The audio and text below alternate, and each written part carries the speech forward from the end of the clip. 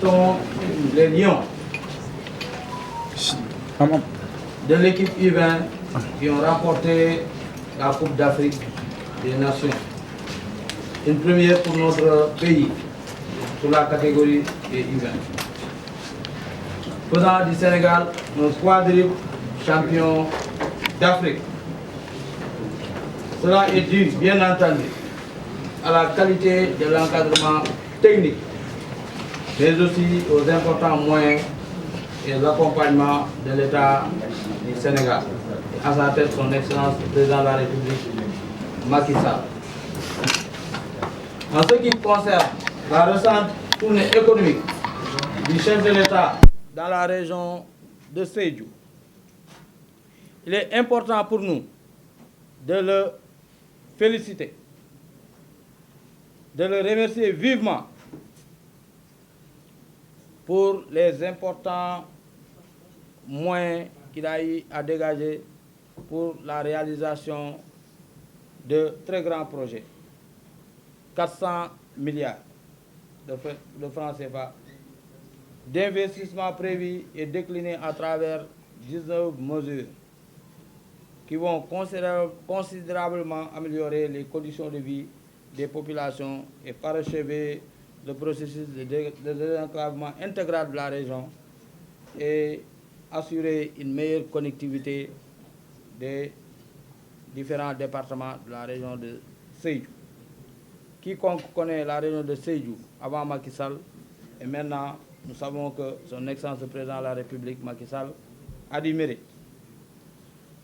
Parlant des réalisations, tout Sédhiou remercie son Excellence le Président de la République, Macky Sall, puisque les réalisations citées ci-dessus constituent de vieilles doléances des populations qui n'étaient jusque-là pas satisfaites.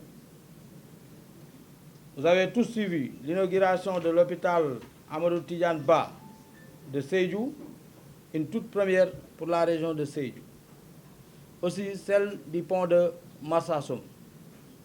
Nous savons tous que le Djassing et ainsi que la population de la région de Sédhiou vraiment souffrait pour la traversée de Marsassoum. Le centre de formation en foresterie de Bunkiling, ainsi que les différents chantiers lancés qui confortent à suffisance l'attention particulière accordée à la région de Sédhiou dans la définition des projets prioritaires de l'État du Sénégal. Il en est de même pour le département de Goudomp.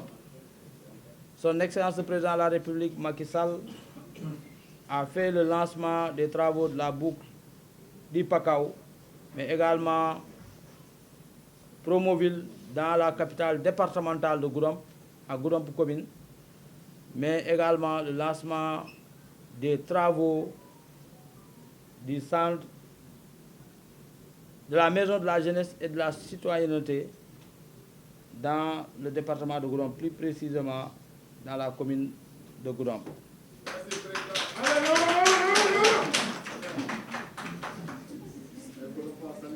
C'est l'occasion de remercier vivement la population de la région de Sédhiou qui a réservé un accueil chaleureux à son Excellence le Président de la République, Macky Sall.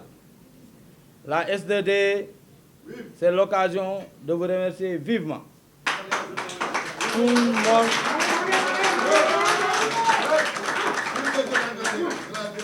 Tout le monde a vu la mobilisation exceptionnelle, pratiquement plus de 20 000 personnes dans la région de Sédhiou, à l'accueil populaire que nous avons réservé à son Excellence le Président de la République, Macky Sall. Et 2 jours après, dans le département de Goudomp, son Excellence le Président de la République a été accueilli royalement. C'est l'occasion également de féliciter les responsables de la région de Sédhiou, les responsables du département de Goudomp, les responsables du département de Bunkiling et les responsables du département de Sédhiou. Le chef de l'État mérite mieux que ça. Le chef de l'État n'est pas là pour vendre du vent à la population de la Casamance. Tout le monde a vu ce qu'il est en train de faire et nous serons là pour l'accompagner à la réalisation de ces projets d'envergure.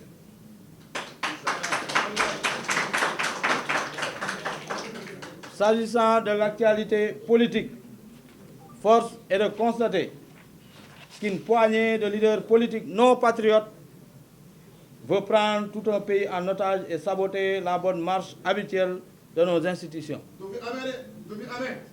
Leur projet, ce n'est plus simplement de s'opposer, tel que le prévoient nos lois, mais d'empêcher un président de la République qui a été élu de manière légitime par la majorité de la population sénégalaise à gouverner correctement. Mais il faut qu'ils comprennent que le Sénégal n'appartient qu'aux Sénégalais. Le Sénégal n'appartient pas aux non-patriotes. Et force va rester à la loi, qu'ils se le tiennent pour dit. Nous n'allons pas accepter que malgré que le chef de l'État, son Excellence, le président de la République Macky Sall, accorde une importance particulière à l'opposition sénégalaise. Tout le monde a vu que M. Ousmane Sonko, à Keur Massar, il a même menacé le chef de l'État. Si c'était dans un pays normal, ce gars-là, ce jour-là, il devrait même être arrêté et il devrait même être mis en prison. Et je demande à l'État du Sénégal de prendre ses responsabilités. On ne peut pas accepter que M. Ousmane Sonko prenne ce pays-là en otage. Personne ne va accepter ça. Ce pays ne lui appartient pas. Il faut qu'il le comprenne.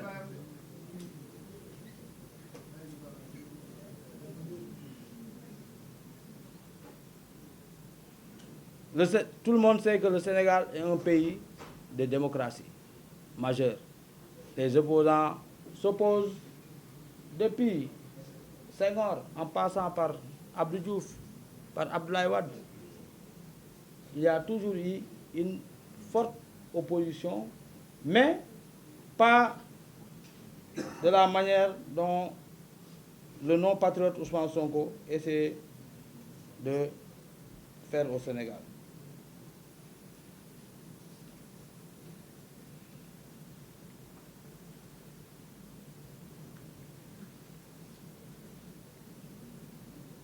Nous n'allons pas accepter que de faux messies et de faux prophètes, pendant qu'ils demandent aux enfants des autres d'occuper la rue, lui, il envoie ses enfants dans les meilleures écoles. Je pense que c'est la population même qui va refuser cela.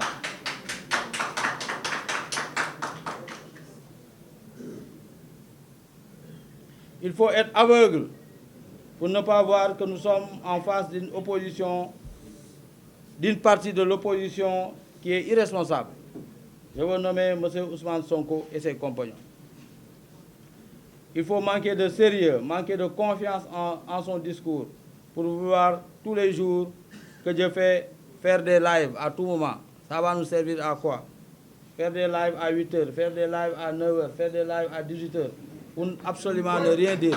Ça va servir quoi à la population du Sénégal?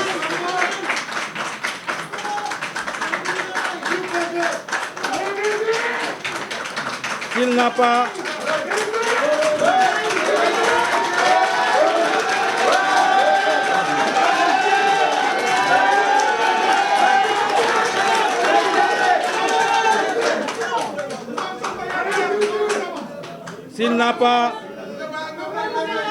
S'il n'a pas de travail à faire, nous autres, nous avons des obligations. Et les Sénégalais également en ont, et il n'a qu'à laisser les gens vaquer correctement à leurs occupations. Par conséquent, nous alertons toute l'opinion que l'État et l'ensemble des citoyens consciencieux ne céderont pas aux caprices d'un opposant en manque d'inspiration et de crédibilité, qui passe ses heures perdues à calomnier sans preuve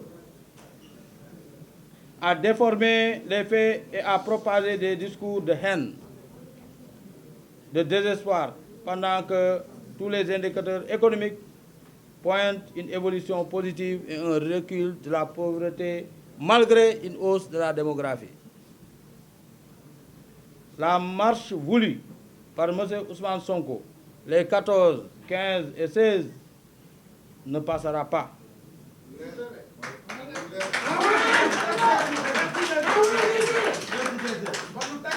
Il faut qu'on soit sérieux. Il faut qu'on soit sérieux. Dans aucun pays du monde, sans aucune crise grave et palpable, on ne peut concevoir de telle façon de faire de la politique ou de s'opposer. Nous invitons en tous les cas l'État à prendre toutes ses responsabilités et à garantir aux citoyens leur droit d'aller et de revenir, de vaquer à leurs occupations sans aucune gêne. Moi, je pense que l'État du Sénégal doit même arrêter Ousmane Sonko. C'est ce qui est normal. Parce que quelqu'un qui n'est là que pour vraiment appeler les gens à la violence, à l'insurrection, à la haine, je pense que ce dernier n'a pas sa place dans la rue. Ce que M. Ousmane Sonko devrait faire, s'il est vraiment sérieux, c'est d'aller répondre à la justice. C'est lui qui avait dit qu'il a toutes les preuves par devers lui, n'est-ce pas? Maintenant, on appelle à un procès, il a la possibilité de montrer des preuves, il appelle les jeunes dans la rue. Je pense qu'il n'a absolument aucune preuve. Il ne pense qu'à lui-même. Il ne pense qu'à ses désirs personnels. Lorsqu'il partait dans des salons de massage nuitamment, il n'a pas demandé la permission ni au président de la République Macky Sall, ni à ses deux épouses, encore moins à ses militants. Donc il doit le comprendre. Lorsqu'il accusait également le ministre Mame Mbaye Niang publiquement, je pense que c'est lui-même qui avait pris ses responsabilités. N'est-ce pas? Donc, s'il a des preuves, il n'a qu'à aller les montrer lors du procès. C'est important. Quelqu'un qui menace la vie du président de la République et qui rentre chez lui, dormir avec sa famille, ne peut pas raconter qu'on veut attenter à sa vie en plein jour à Dakar. C'est lui qui disait que le jour du procès, lorsqu'il rentrait, il y avait pratiquement des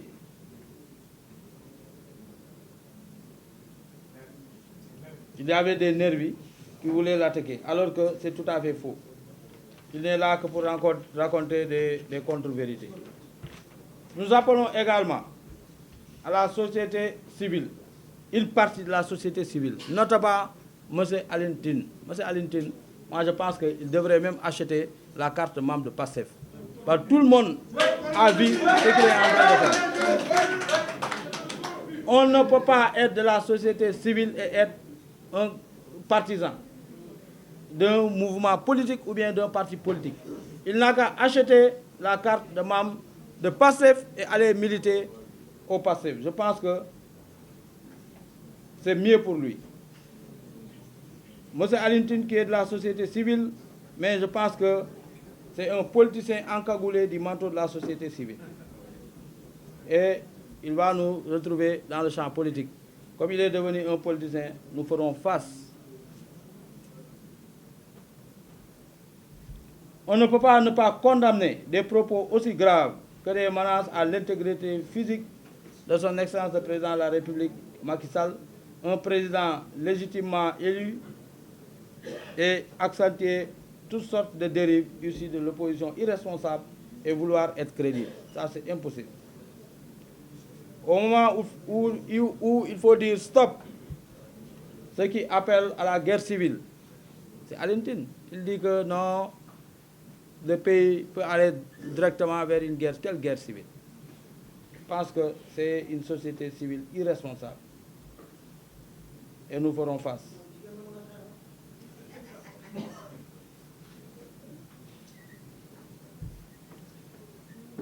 À nos amis journalistes, nous les invitons à éviter certains propos légers et dangereux. Je pense qu'il y a des journalistes crédibles, mais il y en a d'autres également, vraiment, qui ne sont là que pour faire de la diversion. Et c'est ça la réalité. On s'est levé un jour ici, on a dit que 24 milliards sous les eaux à l'aéroport de Saint-Louis, alors que c'est totalement faux. Un journaliste, avant de donner des informations, il faut faire ce qu'on appelle une confrontation, un recoupement, n'est-ce pas? Et des fois, c'est...